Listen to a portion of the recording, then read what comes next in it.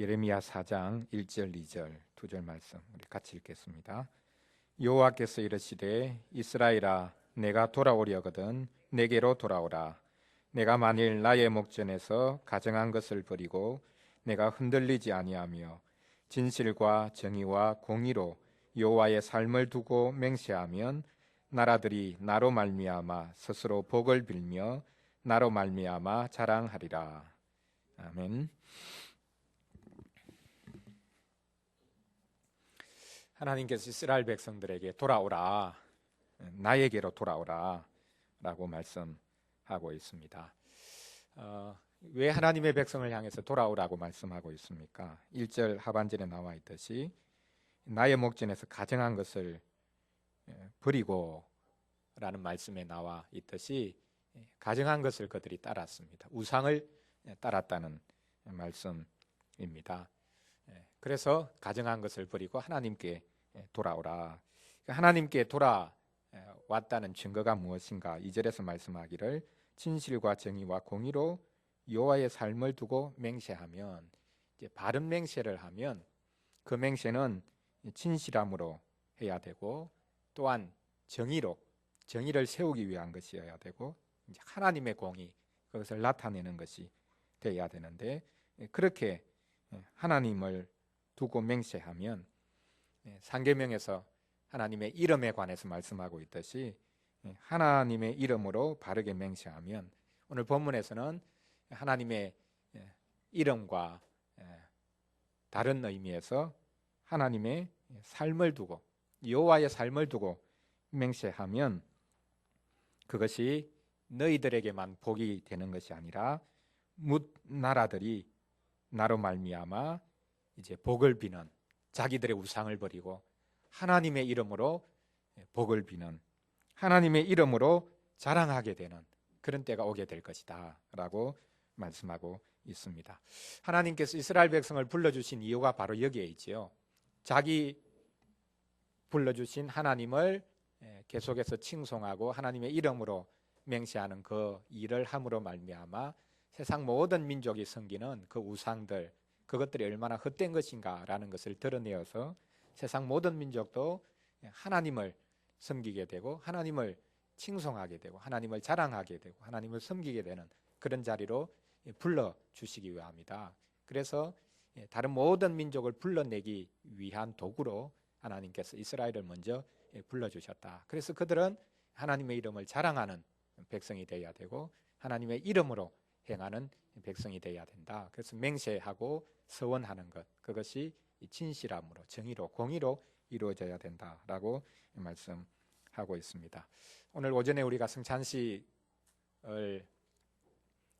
우리가 베풀고 또 그 자리에 참여하면서 상계명으로 우리 자신을 돌아보았는데요. 이 오후에는 이 상계명의 내용, 이것이 우리 사회 속에서 또 문화 속에서 어떤 방식으로 표현되고 있고 또한 우리는 어떤 거룩한 문화로 상계명, 하나님의 이름을 바르게 드러내고 또 바르게 이 세상에 소개할 수 있을까, 그것을 한번 같이 살펴보는 시간을 가지도록 하겠습니다. 제 상계명을 그 제목을 제가 하나님의 이름을 찾아주세요, 그렇게 제가 한번 잡아 보았는데요.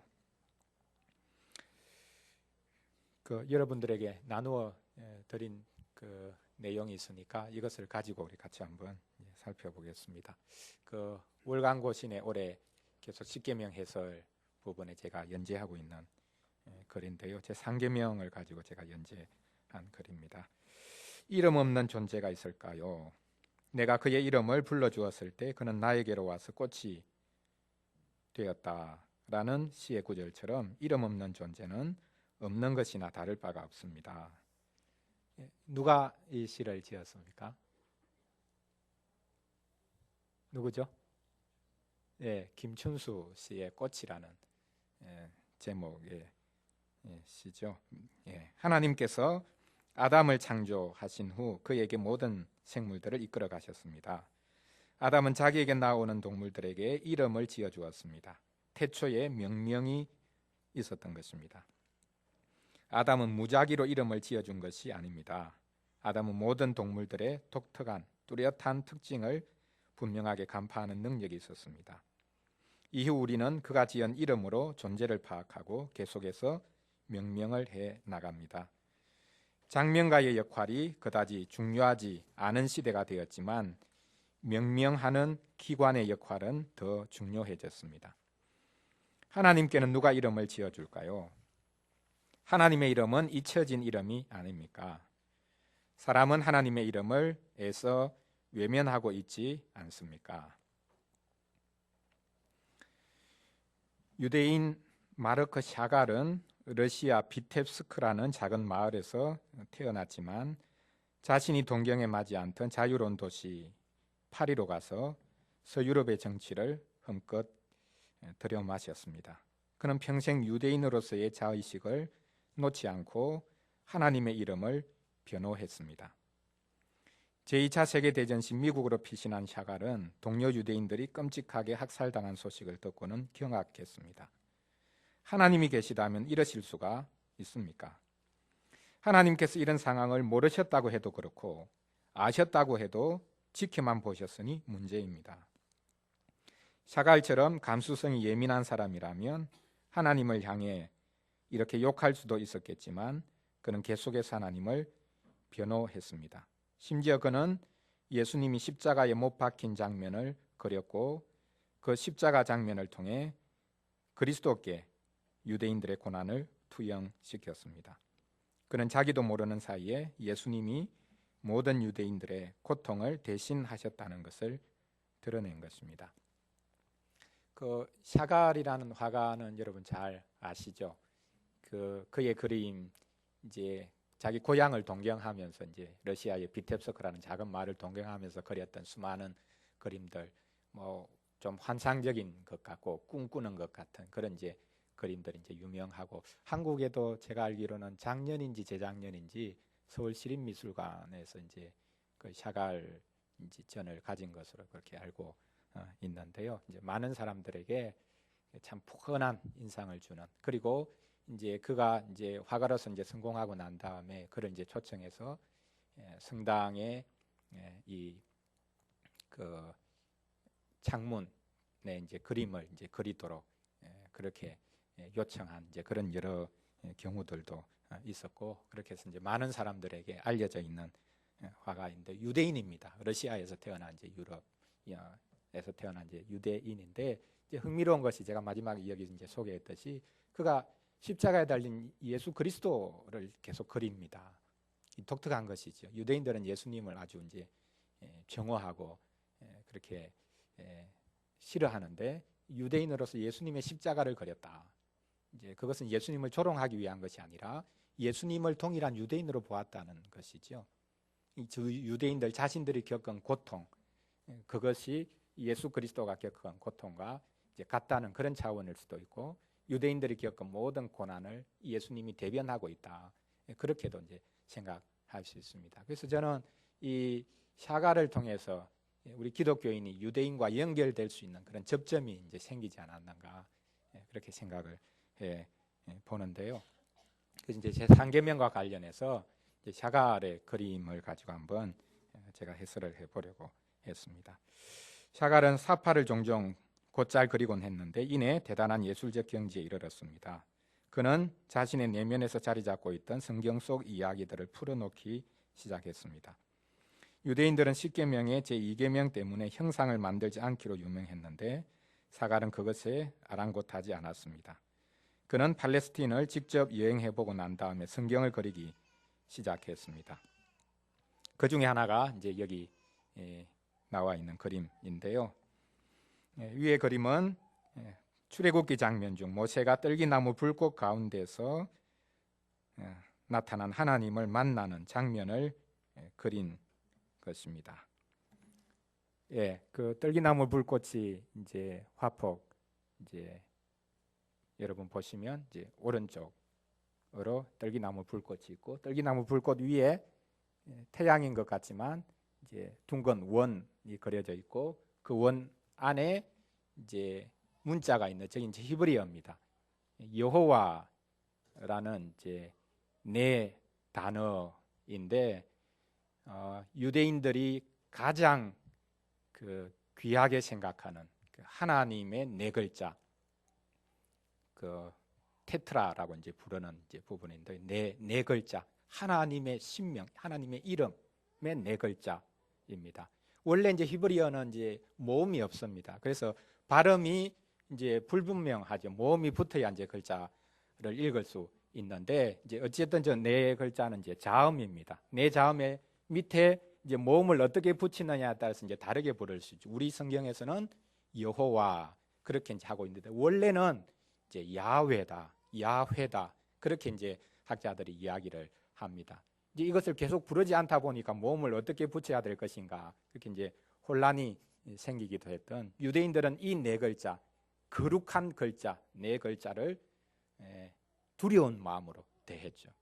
그래서 서기관들이 성경을 필사하면서 이 글자만 나오면 그때 다시 자기 옷 매무새를 가다듬고 붓도 다시 이렇게 가다듬어서 이 네 글자를 정성껏 쓰고 이제 입으로는 발음하지 않고 그냥 이제 넘어갑니다. 이제 그래서 여기 떨기나무가 불이 타고 그 위에 하나님께서 임재하셨다라는 것을 나타내기 위해서 하나님의 형상은 그렇게 표현하지 않고 이제 글자로 여호와, 거룩한 하나님의 이름, 히브리어 네 글자를 여기에 새겨 넣고 있는 것을 볼 수 있습니다. 그리고 오른쪽에 보면 모세가 이 떨기나무 불꽃을 발견하고 가까이 갔는데 하나님께서 이곳은 거룩한 곳이다, 내 발의 신을 벗어라, 그렇게 해서 모세가 이제 무릎을 꿇고 자기 신발을 벗고 하나님을 그렇게 경외함으로 바라보는 그 장면을 이제 그렸는데요. 한 손을 이제 가슴에 얹고 얼굴을 보시면 얼굴 머리 위에 뿔이 난 것처럼 그렇게 형상을 했습니다. 이게 이제 재미있는 그 스토리가 있는데요.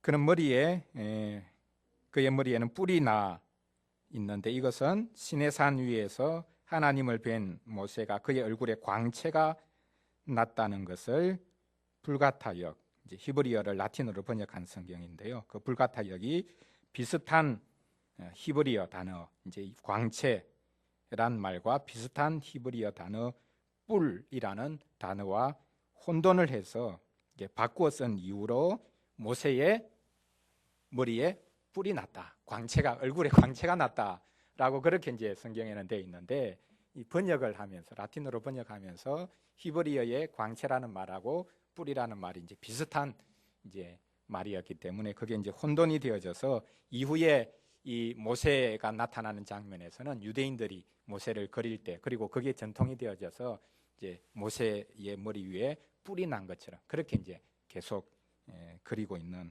그런 전통이 이제 자리를 잡았습니다. 모세는 신발을 벗은 채 떨기나무 불꽃을 통해 자신에게 나타나신 하나님을 만났습니다. 하나님은 자신을 여호와라고 밝히셨습니다.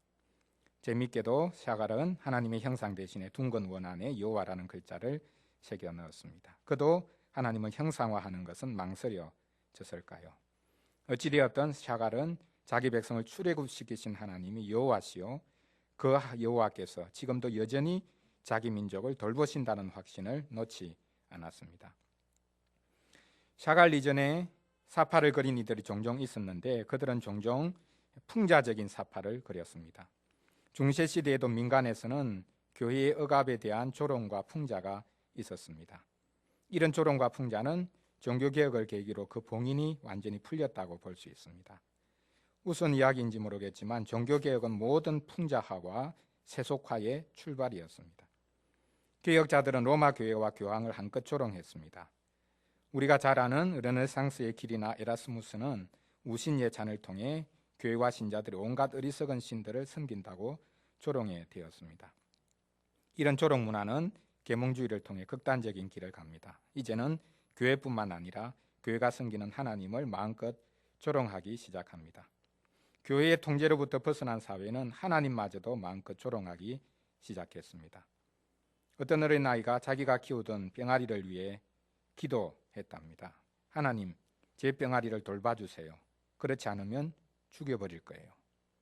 깜짝 놀란 아빠가 하나님께 그런 말 하는 게 아니라고 했더니 그 아이가 대뜸 저도 알아요. 하지만 확실하게 해두고 싶었어요. 라고 말했답니다. 이제는 아이들조차 하나님을 불러 세우고는 확실하게 하라고 호통치기에 이르렀습니다. 하나님의 이름이 말이 아닙니다. 사람은 하나님을 닮아, 아담을 닮아, 아니 하나님을 닮아 어떤 사물이나 존재에게 이름을 부여합니다. 이름을 제대로 부르고 대접하는 문화야말로 바람직한 문화라고 할 것입니다. 그런데 현대의 이름 부여는 그것들의 본질을 드러내기 위한 것이 아니라 단지 다른 것들로부터 그것들을 가려내기 위한 것에 가깝습니다. 이런 이름 짓기는 딱지 붙이기라고 말해야 더 정확할 것입니다. 한번 붙은 딱지는 좀처럼 떼어내기가 쉽지 않습니다. 예를 들어 심리학이나 의학은 사람의 질병이나 이상 징후를 분류하여 딱지를 붙이는데 환자나 내담자를 자기들이 분류해 놓은 틀 속에 집어넣으려고 합니다. 자기들이 편하게 관리하고 조작하기 위해서입니다. 그렇다면 지배자는 언어를 장악하려고 할 것입니다. 명명당하는 사람은 명명하는 사람에게 종속될 수밖에 없기 때문입니다. 사람은 모든 존재에 대한 명명뿐만 아니라 신들에게도 딱지를 붙였습니다. 고대 그리스 로마 신화에 보면 온갖 종류의 신들이 등장하는데 이들 신들이 인생의 운명을 좌우합니다. 그런데 자세히 뜯어보면 이들 신들도 운명에 매여 있는 것처럼 보입니다. 그 이유는 그리스인들이 자신들의 삶에 어떤 강력한 것이나 매혹적인 것이 등장하면 신이 나타났다고 생각했기 때문입니다. 자신들의 놀라운 경험을 설명하기 위해 신들을 동원한 것입니다. 신들에게 이름을 부여하는 존재는 다름 아닌 사람이었던 것입니다. 중세시대에는 하나님의 존재를 이성적으로 증명하기 위해 신존재 증명을 시도했지만 현대문화는 굳이 존재 증명이 필요하지 않은 하찮은 하나님을 읊어댑니다. 하나님께서 스스로 이름을 밝히셨다는 것을 알지 못하는 현대문화는 하나님에게 이런저런 역할을 부여하기에 여념이 없습니다.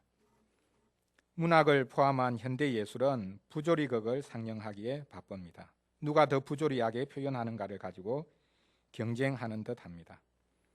과학과 달리 예술은 현실의 부조리와 인간의 유한함을 극복하기 위해 신을 호출하고 있다는 것이 그나마 다행이 아니냐고 말하는 이들이 있습니다.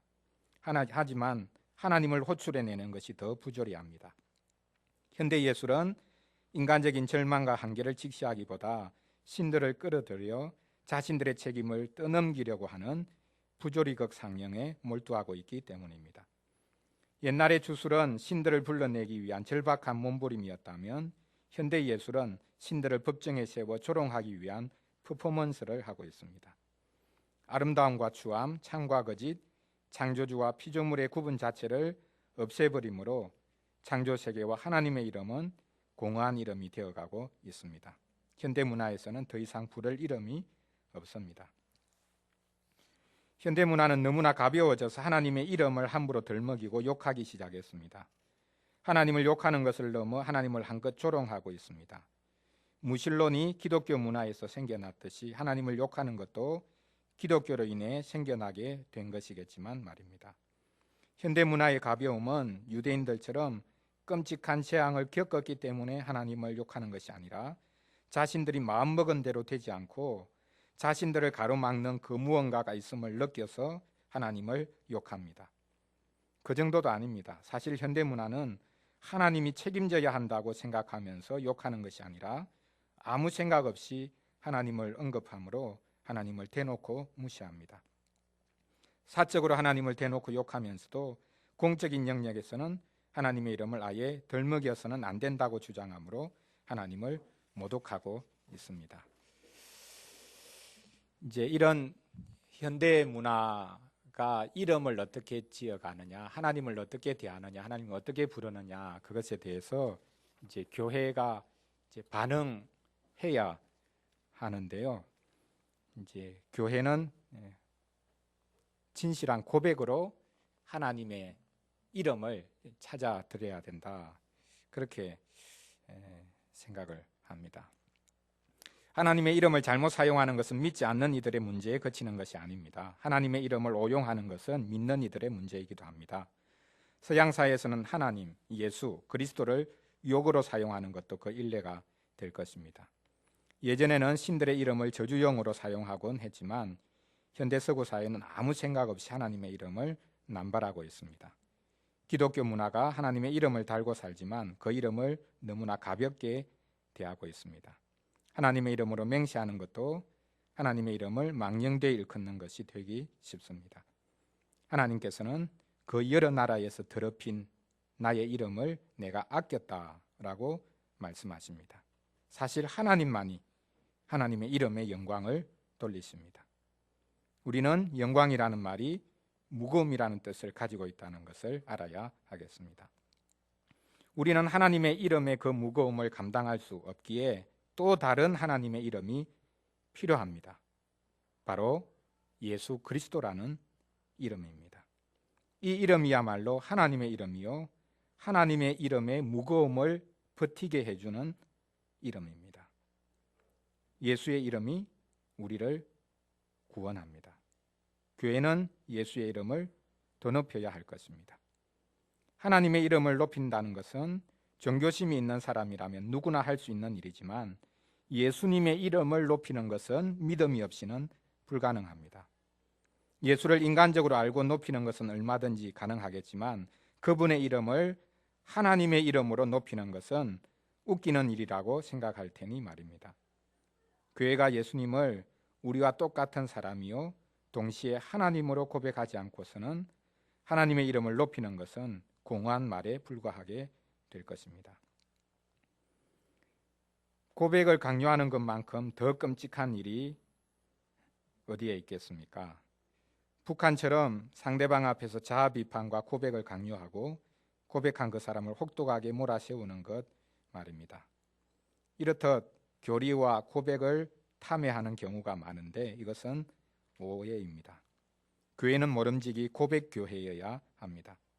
교회는 서로를 비판하기 위해 안달해하는 곳이 되어서는 안 됩니다. 상대방을 훔쳐보고 정죄함으로 자신의 의의를 확보하려고 하는 것보다 더 유치한 것은 없습니다. 고백이 일방적이라는 생각은 오해입니다.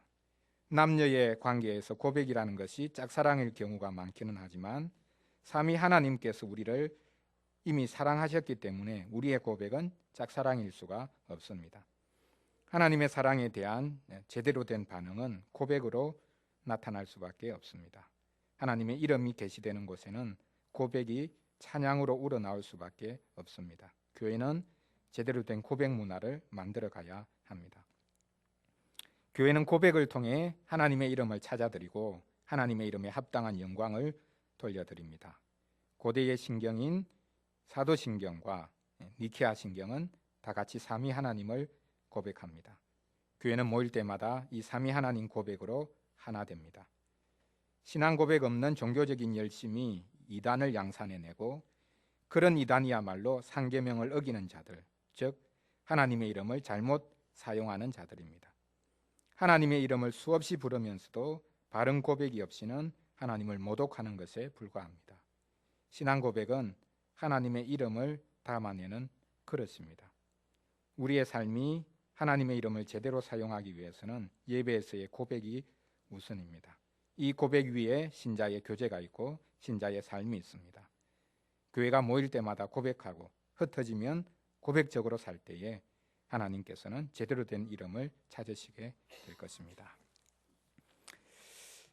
우리 오전에 이어서 상계명에 대해서 한번 생각을 해 보았습니다.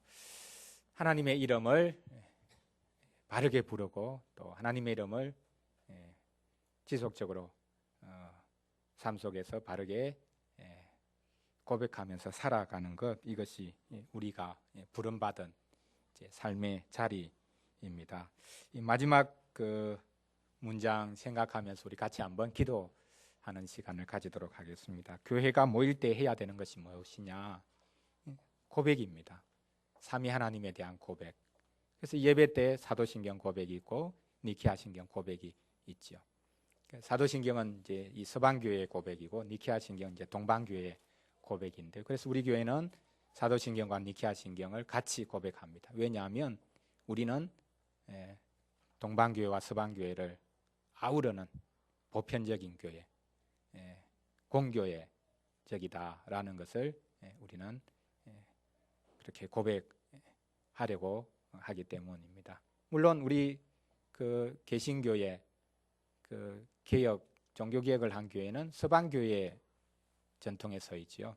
그러나 우리는 동방교회 또 우리가 무시할 수 없습니다. 같은 하나님의 교회이기 때문에 동방교회, 서방교회를 아울러서 우리는 삼위 하나님을 고백하는 그 교회 전통 위에 서 있다. 그래서 아무리 작은 교회라도 고백교회가 될 때 그 교회는 참 교회요, 우주적인 교회가 된다라는 것을, 그래서 아무리 작은 교회에서 신앙생활을 하더라도 우리의 자긍심, 우리가 바로 주님이 세우신 그 교회, 공교회에 속해 있다라는 이 자부심을 잃지 말아야 될 것입니다. 그렇지 않으면 교회에 대해서 우리의 생각이 좁아질 수밖에 없는 것이죠. 그래서 교회가 모일 때마다 해야 되는 일은 고백하는 것, 서로의 고백을 확인하는 것, 그 하나된 고백 위에서 같이 교제하는 것, 그것이 우리가 해야 될 일이고요. 흩어지면 이 고백에 합당한 삶을 살아가는 것, 고백적으로 사는 것, 순교가 중요한 게 아니라 순교적인 삶을 사는 것. 순교는 한순간에 죽는 것이니까 어떻게 보면 쉽습니다. 그러나 우리의 삶에서 계속해서 고백적으로 산다는 것, 이것은 순교보다 훨씬 어려운 것이거든요. 한순간에 끝나는 게 아니지 않습니까?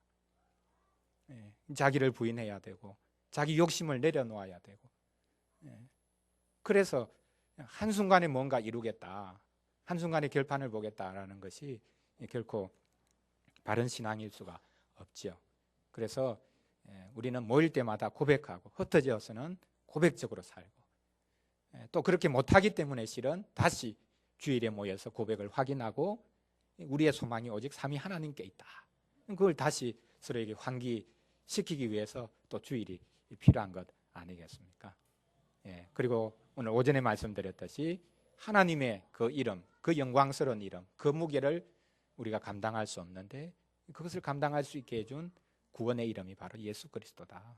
그래서 우리가 그리스도를 부를 때에 우리는 하나님 그분의 이름의 영광, 그 무거움을 견뎌낼 수 있고 그 하나님께로 나아갈 수 있다. 이것이 얼마나 복인가라는 것을 우리가 알 수 있습니다. 오늘 말씀, 오전의 말씀 또 오후의 이 내용 같이 아울러서 생각하면서 우리에게 하나님 자신이 어떤 분인지 그 이름으로 나타내어 주심에 감사드립니다. 같이 기도하고요. 이 이름을 우리가 더욱더 깊이 알아갈 수 있도록, 이 이름의 그 영광에 동참할 수 있도록, 또 그 이름이 나타내어 주는 그 구원에 우리가 참여할 수 있도록 하나님 도와주시기를 원합니다. 그것은 곧 구원하는 이름인 그리스도를 우리가 부를 때에 가능함을 우리에게 보여주셨으니 우리가 그리스도를 꼭 붙잡아서 그리스도를 통해서 나타난 하나님의 그 구원, 하나님의 그 이름의 비밀, 하나님의 그 이름의 영광을 우리가 온전히 누릴 수 있도록 도와주시기를 원합니다. 그래서 심지어 여호와 하나님이라고 부르는 것, 신을 부르는 것, 당신들은 누구 믿냐? 하나님 믿는다.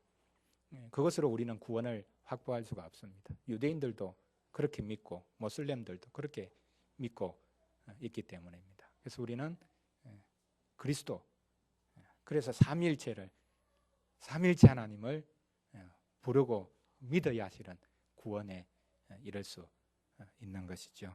그래서 우리의 고백, 이것이 삼위 하나님을 바르게 알고 고백하는 믿음이 될 수 있도록, 그래서 그 고백, 그것에 근거한 삶을 또 우리가 살아갈 수 있도록, 지난번에 한번 말씀드렸는데 삼위일체가 얼마나 중요한가, 교회생활, 우리 사회생활에서도 참 중요하다라는 것은 우리가 분명히 이미 이계명 해설을 통해서 확인한 바가 있죠. 그 하나님께서는 삼위 하나님으로 계신다. 서로에게 자신을 주시는, 성부가 성자를 위해서, 또 성령은 성자를 위해서 서로에게 자신을 온전히 내어주시고, 이게 우리 교회 생활의 우리 교회 성도들의 교제 생활에 가장 근본이 되어야 되고, 또 이 세상 속에서 기독교인이 어떻게 살아야 되는가, 삼일체적으로 살아야 된다. 그것을 하나님께서, 삼일체 하나님께서 스스로 지금도 본을 보이고 계시죠. 계속해서 각 위가 서로를 향해서 자신을 온전히 내어주심으로 우리로 하여금 이 하나님을 믿고 따르도록 그렇게 말씀하고 계십니다. 우리가 이 말씀 붙잡으면서 1계명, 2계명, 3계명이 이제 한꺼번에 다 연결되어 있는 계명인데요. 하나님께서 우리에게 자신을 나타내어 주심에 감사하고 그 하나님, 그 이름에 합당한 영광을 돌리기 위해서 예수 그리스도를 꼭 붙잡고 삼위 하나님을 깊이 알아가고 그 삼위 하나님을 우리가 붙잡고 이 땅 가운데서 고백적으로 살아갈 수 있도록 도와주시기를 원합니다. 우리 같이 기도하겠습니다.